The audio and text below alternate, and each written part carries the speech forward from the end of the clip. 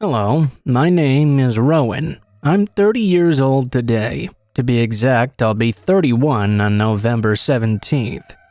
What I'm about to tell you happened 15 years ago on Halloween night. I think that's why I feel the need to write this tonight. Because it happened 15 years ago to the day. First of all, you need to know that my mother had me very young. She was only 16 years old. I never knew my father, and today, honestly, that's not what matters to me the most. I learned to live with him, or rather, without him. After me, my mother had 2 other children as well, 2 girls with a man she met later at her work. She and him are still together to this day. Their first daughter, Sarah, who my mother had at 28, and their second daughter, Rachel, who she had at 31. At the time of the events taking place, Sarah was 4 and Rachel had just celebrated her first birthday. As for me, I would have been 16 in 2 weeks. Remember, this was in 2005. It was Halloween night, like I'd said, and since I was almost 16, I was used to looking after my little sisters for a few hours, while our parents went shopping or enjoyed some time together. They decided to do that evening, to sort of celebrate Halloween between them. So, there I was alone in the house with the girls. It was around 9 p.m., while I was watching TV, that things started. I heard a noise coming from the garden. At first, given the nature of these noises, I thought it was Sarah playing in her cabin, because yes, she had a cabin out back. You know, one of those little plastic playhouses. That sort of thing. She liked to spend a lot of time there. It was her refuge, really. She had gotten it recently, so usually if you couldn't find her anywhere, you knew that was where she was. I started to think a bit more though. It was really late at night, at least for her. She must have been in bed since like 8:30 p.m. That was when she went to bed every evening. I went out with the aim of telling her to come inside and go to bed right now because it was no longer time to play. At first, I didn't realize what was going on. It was only once I was outside that I realized something very important. I'd forgotten that I'd already tucked Sarah in, and the only access to the garden was through the living room, the place where I was since I was watching TV. Furthermore, the door was closed, and it was me who'd opened it. I was 100% certain I'd heard a noise though, and that it was coming from that cabin out back. That's when I started to really panic, and I got a knot in my stomach. I had a real bad feeling about this. Like an idiot though, I questioned myself, and thought I'd probably just heard things wrong. Maybe it was the wind that had slammed one of the little shutters or something logical like that. I went inside to continue watching TV quietly. If only I had known. The minutes passed by, but that feeling in my stomach was not getting any better. I was having this doubt. This bad feeling was weighing down on me so much that it started to physically hurt. I even had the impression of becoming feverish. In order to reassure myself, I went to check on my sisters. I started by checking the room of Rachel, my 1-year-old sister. This room was on the ground floor like my parents'. She was sleeping peacefully and everything seemed to be in place. Everything was going well. There was still a voice in my head though, screaming at me to not leave her alone. I could not take my eyes off her. Until that day, my instincts had never betrayed me, so that's why I grabbed her when I went to check on Sarah as well. I listened in a little closer and gently cradled my baby sister in my arms. Instantly, that woke her up, and she started crying to express her displeasure, but it wasn't that noise that scared me. It was the sound of the footsteps I now heard coming outside through the window, the sound of footsteps moving away, as if the person was running. They continued until I could not hear anything anymore. I was going to check out the window to see if there was indeed anyone or any footprints in the ground, just to prove I was not completely crazy. Before I could do so, though, my sister started screaming. While keeping baby Rachel in my arms, I ran up the stairs as quickly as I could. I didn't even need to go up though, because as soon as I reached the area with the front door, opposite the stairs, I could see it was wide open. There was a man standing right there on the porch. Actually, he had just opened the door to go outside when I came to the hall. I could see he was holding Sarah in his arms. I chased after him, but unfortunately he managed to reach a car parked in front of the house. He jumped into it, with my sister still in his arms. In those moments, I was paralyzed. I was watching Sarah being kidnapped before my very eyes. I wanted to do something. She was calling to me for help. At the same time, I was unable to do anything. I still had Rachel in my arms. I didn't know what to do. Trying to intervene with a 1-year-old baby to keep safe and still crying was putting her in danger too. I was torn. What should I do? How could I keep both Rachel and Sarah safe? Above all, I was shocked. What was happening right now? My 4-year-old little sister was really about to be taken away right in front of my eyes. Unfortunately, those few moments of hesitation were enough. It didn't take much to start a car. I saw them driving away from me. I could still hear her screaming my name. Like an idiot, I was frozen in the middle of the street, doing nothing. When my parents came home, the police who I had called already were already there. The investigation revealed several things. Footprints in the garden, around my little sister's cabin in particular.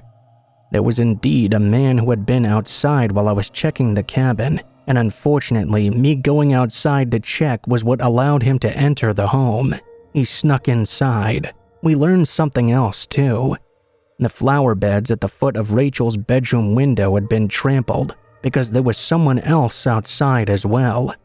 You should know that the window in this room, like those in the living room, was a sliding window, simply held closed by a system of magnets, and therefore very easy to open, both from the inside and the outside. There had definitely been someone preparing to kidnap Rachel. He'd probably seen me near her and fled. 3 days later, 2 of the men were found, as well as the car. Unfortunately, they probably had accomplices who were never caught. My sister never came home. It's been 15 years since that night, and I still wonder where she is. If she's even still alive, and what they did to her. My parents and I never talk about it. It's a taboo subject, because even today my mother bursts into tears whenever it's brought up. I always feel like since that day she blames me, and I blame myself too. I stood there frozen watching this man take my sister away. I keep wondering what would have happened if I hadn't taken Rachel with me, or if I'd tried something. Despite everything, if I hadn't hesitated, I wonder if I would have been able to change things.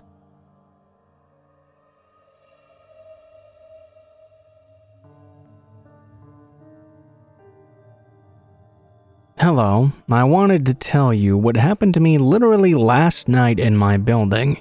My name is Manon, and I'm a law student in Montpellier. I live in a student residence, of which there are dozens around this area. The problem is what happened last night, which was pretty damn scary to me.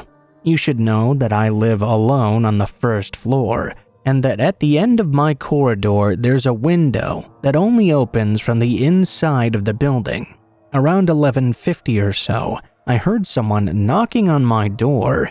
At the time, I didn't really react. I just kind of raised my head to look and froze, waiting to see if it was just my imagination or if there really was someone outside at this time of night.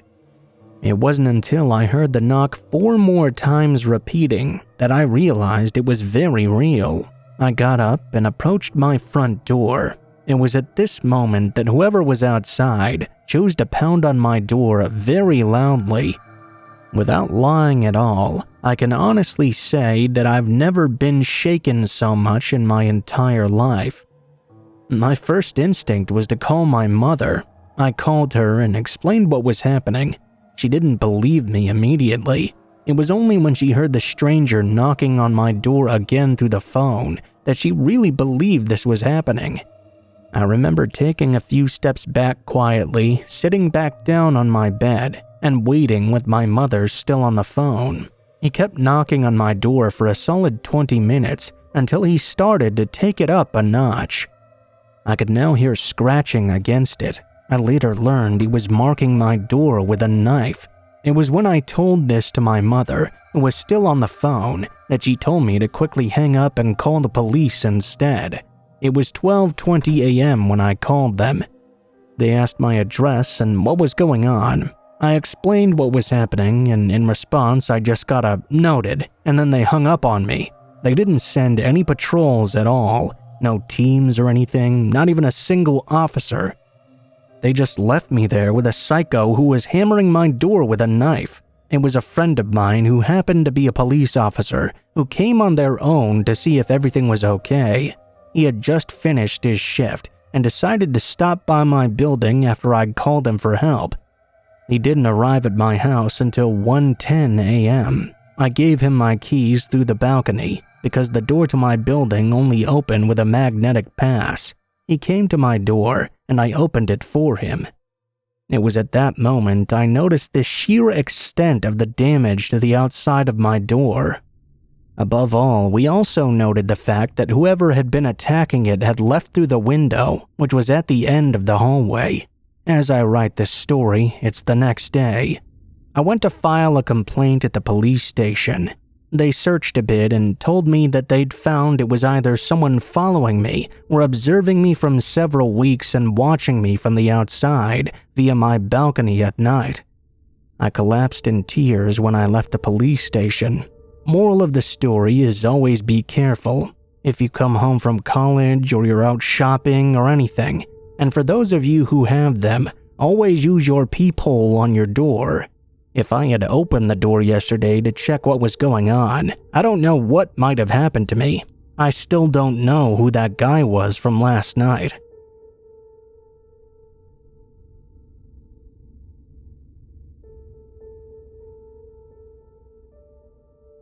My name is Anna, and this is a traumatic episode that happened to me about 5 years ago.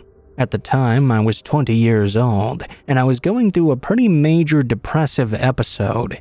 Being aware of this and knowing I could not handle it on my own, I accepted my psychiatrist's proposal to have me committed to a private psychiatric clinic.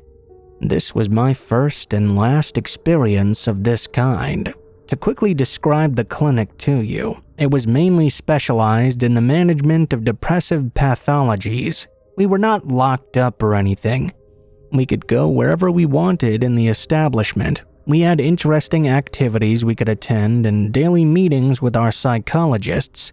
In short, there were no madmen or people waiting to stab anyone nearby with a plastic knife or something. I spent 3.5 weeks in this clinic and met several people there. There was a group of 3 guys who were very kind and caring towards me. They always included me in all their discussions. They often warned me about this certain guy, a guy named Axel, who seemed to always be alone and had no friends either. Being naturally curious and easily empathetic, I was interested in his story.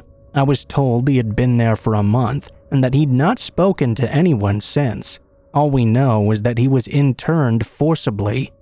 We didn't have any more details, but basically, if it were up to him, he would have never set foot there. He was interned for depression, suicidal ideation, and alcoholism. Interesting character, although very creepy as well. Despite everything, I decided to try and talk to him. At the time, I couldn't bear to see people alone and isolated. He seemed quite interesting. He even made me laugh, and I realized we had the same musical tastes as well. It seemed we had something in common, and naturally we started to hang out together. We formed a bit of a routine. In this routine, in the evening at curfew time around 9 p.m., he'd walk me back to my room, then go to his for the night. This pattern continued quietly for 2 weeks, until the infamous evening. He walks me back to my room as usual, then returns to his own just before the nurse's rounds to check if all the patients were in bed. I started to close my eyes, when I heard my bedroom door opening softly. At this point, my back was turned to the door, so it was impossible to see who had opened it from my position. I told myself it must be a nurse who was coming to check if everything was okay, and she'd quickly close the door and be on her way. I started to hear, though, the slightest creaking of the floorboards leading to my bed, as if someone was tiptoeing in their socks towards me. My heart started to race, but I still felt relatively safe. I was in a medical facility, and it was well monitored. Surely nothing could happen to me. It really was probably a nurse checking something. At the same time, though, I had this voice in the back of my head whispering to me, "You're in a psychiatric clinic and someone opens the door to your room in the middle of the night and approaches you without making any noise? Are you sure that's safe?" My heart started to speed up. I closed my eyes and pretended to sleep. I could hear the sound of heavy breathing right on my neck, almost out of breath. I was scared. Why would a nurse be watching me sleep? I could smell a slight smell of alcohol as well. Why would a nurse smell like alcohol? The sound of that breathing seemed to last forever. I imagined all the possible scenarios going on behind me. This disturbing presence would not go away. That's when I heard my bedroom door close. Except I hadn't heard the creaking of the floorboards this time, telling me the person watching me sleep was gone. Who had closed the door, and was I really alone in the room right now? I could hear the heavy breathing again, but this time much more muffled, like they were trying to hide their presence. From the way it sounded, I could immediately tell this person was now hiding underneath my bed. Whoever had just closed my room door must have been a nurse who didn't understand why my door was wide open in the middle of the night. My instincts were screaming at me. Whoever was under my bed was certainly up to no good. I was petrified. I decided to do nothing and wait to see if this person would go away on their own. For me, it was inconceivable to put my feet on the ground, knowing they'd just reach out and grab them as soon as I did so. If I screamed, there was no guarantee the nursing staff would hear me and reach me in time. After what seemed like an eternity, I heard the floorboards creak again and the slightest sound of the door opening. I didn't know if I was alone in my room again for sure. For safety reasons, I did not move for the rest of the night, and of course, I could not sleep either. I found out the next day that Axel had disappeared from his room in the night, and that rounds had been carried out that night to find him. The nurses had searched all the rooms and the garden outside without finding any traces of him. Please note that a private psychiatric clinic is not the same thing as a psychiatric hospital. If patients really want to leave, they can do so at any time.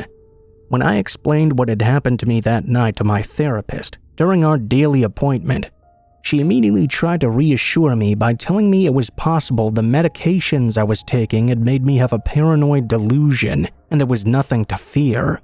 I never saw Axel again after, and no one around knew where he had gone. I could never be 100% sure that it was him who came into my room that night, or even that it was the first time he had done so. The only thing I learned later, from an old patient who went to the clinic as well, was that it was not the first time Axel had been interned there. That was something he'd never told me about when we spoke. I left the clinic 3 days after this episode, and today I'm much better psychologically. I realized later that I had completely repressed what happened that night. The human brain can be quite funny sometimes, eh?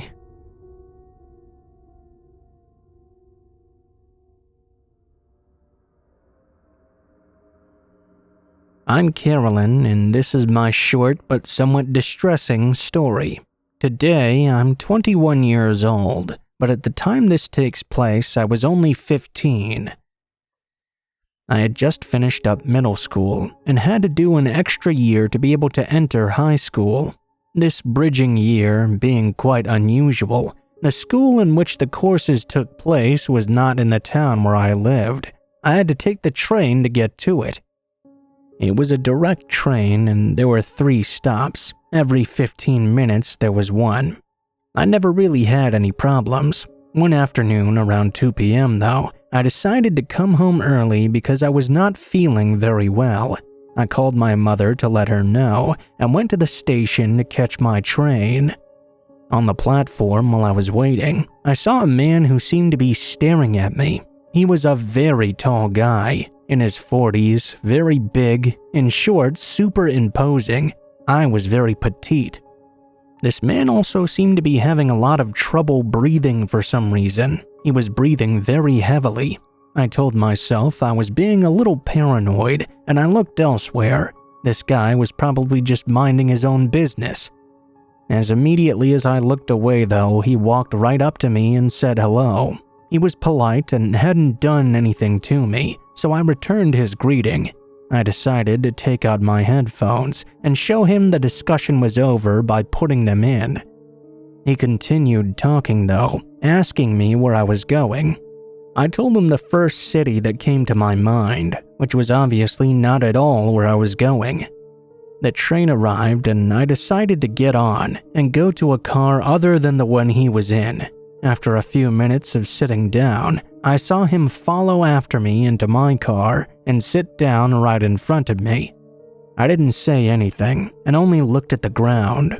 He was staring daggers at me. He was sweating heavily and his breathing was making this terrible hitching noise. I panicked and started to text my mother. She called me and I picked up, acting like everything was fine. She caught on quickly and understood my game. We talked as if she was waiting for me at the station already. My train arrived at my stop. I waited until the last moment to run out, so he didn't try to follow me. I went home terrified. Many days passed by. It was another afternoon where I wasn't feeling very well and decided to go home early. Compared to my class times, this meant I would be taking the train at the same time as the last time, but I wasn't too worried. What were the chances I'd see that strange guy again at the exact same time? Only, who do I see as soon as I arrive? That same man. We did the same routine. I got on the train, I changed cars once he was seated. He tried to follow me 2 times in a row. I was terrified. My mother was at work this time, and no one was going to be at home waiting for me. Arriving at a station before mine, I got off the train. He followed me too, but I quickly hopped back on just before the doors closed. He didn't have time to do the same. I never took the train again at that time, and I never saw the man again either.